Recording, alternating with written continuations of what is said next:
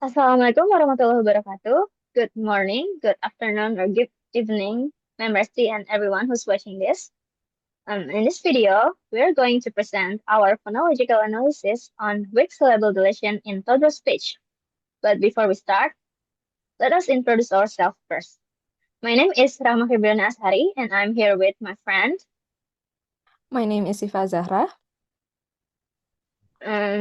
So our research question is, how does weak syllable deletion manifest as a developmental phonological process in toddler speech, and what does it reveal about the structure of this child's emerging phonological system?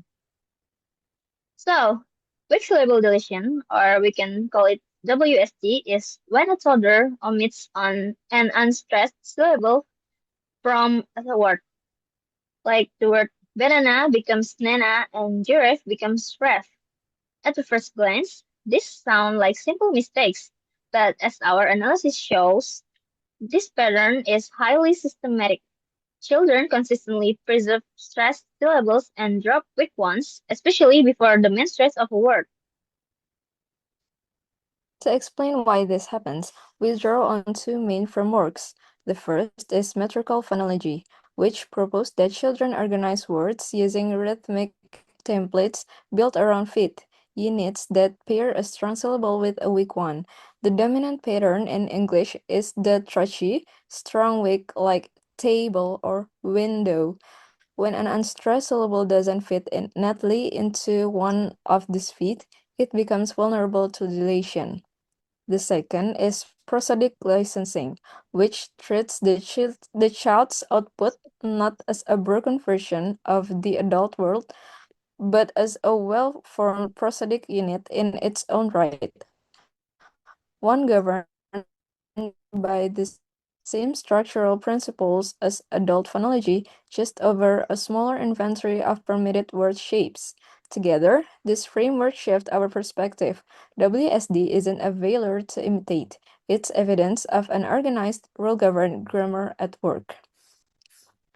Now, let's take a look at our data. We have analyzed two clear instances of weak syllable deletion. First one is the word banana to nana. So banana has three syllables, an unstressed b, a stressed ne, and unstressed na. The child deletes only the initial unstressed syllable, giving us nena. Notice that the final unstressed syllable na is kept. So this isn't simply delete any unstressed syllable. The deletion specifically targets the syllable before the stress. As McLeod and Cross 2018 Cross-Linguistics Review of 27 Languages confirms this isn't random. Syllable simplifications interact systematically with stress and word position across languages. Second, giraffe to raft. Laugh. Giraffe has an iambic or weak strong stress pattern. The first syllable G is unstressed, and Raf carries the stress. The child drops the weak syllable entirely, keeping only the stressed one.